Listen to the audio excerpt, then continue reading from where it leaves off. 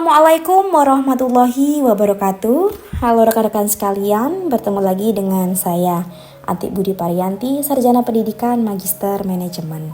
Nah, di sini saya akan membersamai rekan-rekan sekalian dalam materi korelasi ganda atau multiple correlation. Nah, untuk itu silakan memperhatikan materi ini dengan baik ya. Oke, sebenarnya apa sih definisi korelasi ganda? Menurut Sugiono tahun 2014, korelasi ganda adalah hubungan dua variabel independen atau X1 dan X2 yang kita kenal secara bersama-sama terhadap satu variabel dependen. Jadi kuncinya adalah hubungan dua variabel bebas dengan satu variabel terikat. Digunakan saat apa? Digunakan saat terdapat lebih dari satu variabel bebas dan ingin melihat hubungan simultan terhadap variabel terikat. Jadi hubungan itu ada parsial dan simultan. Parsial hubungan sendiri-sendiri, simultan hubungan bersama-sama, begitu ya. Nah, lalu rumusnya seperti apa? Rumus korelasi ganda atau dua variabel bebas adalah R kuadrat Y1, R kuadrat Y2 min 2R Y1, RY2, R12 per 1 min R2, R kuadrat 12. Ini ya, keterangannya seperti ini ya. Jadi korelasi ganda X1 dan X2 terhadap Y, korelasi sederhana X1 dan dengan Y, korelasi sederhana X2 dengan Y, dan seterusnya. Lalu, korelasi ganda ini dihitung setelah kita memperoleh korelasi sederhana atau produk moment percent ya, PMP ya. Untuk menguji signifikansi kita perlu menggunakan uji F dengan rumus F hitung R kuadrat per K per 1 min R kuadrat dibagi N min K min 1. Dengan kriteria pengujian, apabila F hitungnya lebih besar atau sama dengan F tabel maka HO ditolak, artinya signifikan. Tapi sebaliknya kalau F hitungnya lebih kecil dari F tabel maka HO-nya diterima atau tidak signifikan. Dengan taraf signifikansinya bisa 1% atau 5%. Oke, baik, langsung ke contoh penelitian. Di sini ada data, ada X1-nya strategi dakwah, X2 media dakwah, dan Y-nya adalah efektivitas dakwah ya, seperti ini ya. Nah, di situ langkah penyelesaiannya hampir sama dengan PMP dan lain sebagainya adalah membuat hipotesis dulu, kalimat hipotesis ya, bahwa H0-nya tidak terdapat hubungan yang signifikan antara strategi dan media dakwah secara bersama-sama terhadap efektivitas dakwah. Adapun alternatifnya adalah terdapat hubungan yang signifikan antara strategi dan media secara bersama-sama terhadap efektivitas dakwah.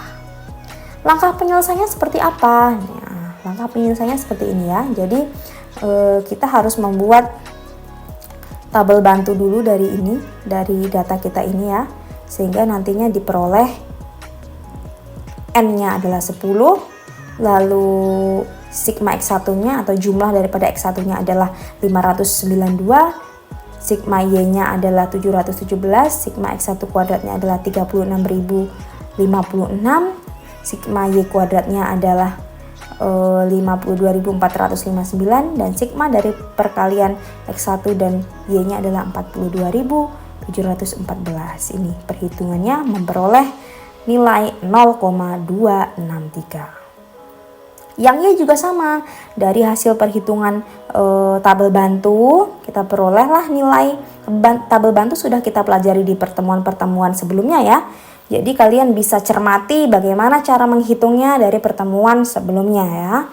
Seperti itu. Jadi diperoleh juga dari X2 terhadap Y ini nilainya adalah 0,370. Lalu bagaimana langkah penyelesaiannya X1 dengan X2? Karena tadi sudah ada nilainya, langsung kita masukkan saja rumusnya. Rumusnya di awal tadi kita peroleh angka 0,574. Nah, lalu langkah penyelesaiannya seperti apa? Langkah selanjutnya adalah kita mencari korelasi antar variabelnya ya. Itu dari data ini diperoleh bahwa karena Rx1Y-nya adalah 0,263 dan Rx2Y-nya adalah 0,370 dan Rx1X2-nya adalah 0,574, maka langsung kita masukkan ke rumus ini ya, kita substitusikan sehingga diperoleh angka 0,386.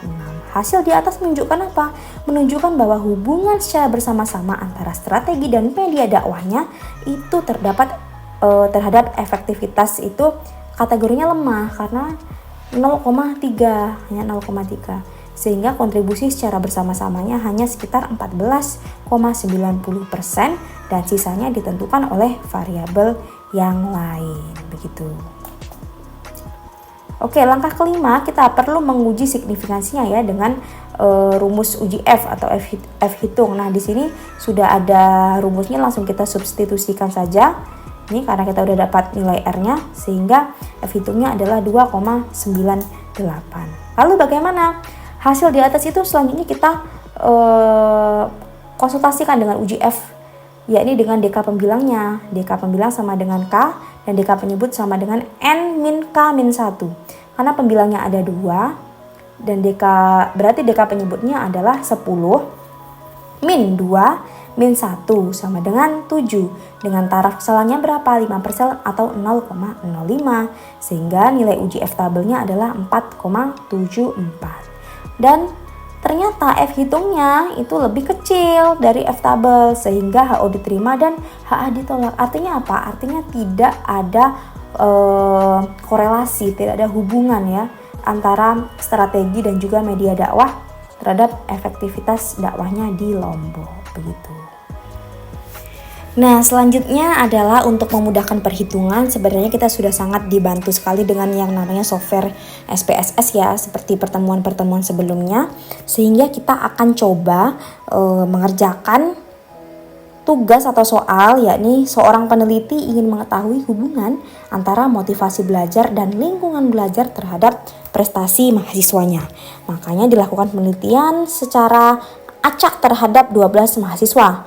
Nah, data diasumsikan bahwa telah memenuhi uji normalitas dan juga homogenitas. Untuk variabelnya berarti X1 adalah motivasi belajar, lalu X2 adalah lingkungan belajar, lalu yang ketiga adalah prestasi akademik. Nah, di sini saya sudah memiliki data, sudah saya taruh di sini ya. Saya bantu uji, sudah saya letakkan di Excel. Ini silahkan di copy, kita copy. Ini kita masukkan ke dalam SPSS ke data view. Kita copy paste ya. Ya, kita copy paste. Lalu desimalnya kita hapus dulu. Ya, di sini kita taruh X1, lalu kita taruh X2, lalu Y.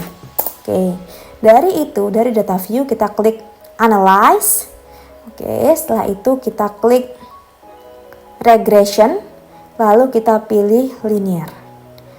Nah, di sini sudah terbuka. Di sini kita masukkan Y-nya, kita masukkan ke dependent karena Y adalah variable dependent, dan X1, X2 kita masukkan ke independent. Oke, sudah ya. Karena sudah, langsung saja kita klik OK. Nah, di sini akan muncul output, teman-teman. Di sini akan muncul output. Nah, di sini akan muncul output tabel ANOVA, lalu akan muncul output koefisien. Nah, inilah yang akan kita interpretasikan ya. Gitu. Oke, langsung saja kita kembali ke materi. Ya, langsung saja kita kembali ke materi. Nah, ini SPSS-nya. Ya. Oke. Datanya sama kan? Nah, ternyata dari output SPSS itu diperoleh bahwa F hitung kita adalah 287,283. Nah, sedangkan F tabel kita adalah 4,26. Diperoleh dari mana 4,26 ini? Nah, untuk F tabel itu sudah ada tabelnya, nanti kalian bisa cari ya. Di situ untuk menentukan DF1-nya itu adalah pembilang. Jumlah pembilang atau variabelnya ada 2, variabel independennya ada 2. maka 2 di F1, di F2-nya sebagai penyebutnya adalah N dikurang K dikurang 1 sama dengan 12. 12 dari jumlah responden dikurang K-nya sama dengan 2 dikurang 1 artinya 9. Nah, jadi 2, 9, dan 5% diperoleh 4,26. Dari F hitung ternyata lebih besar daripada F tabel, sehingga HO ditolak dan HA diterima, yang mana artinya terdapat hubungan yang signifikan bersama-sama antara motivasi dan lingkungan terhadap prestasi. Baik, selanjutnya adalah uji parsial atau uji T-nya. Kita harus melihat juga T-tabel ya.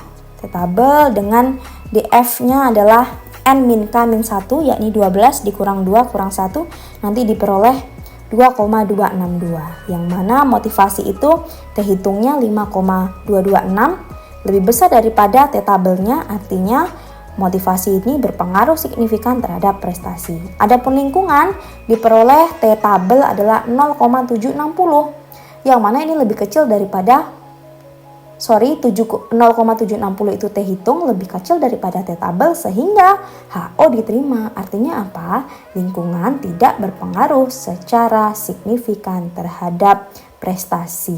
Begitu ya.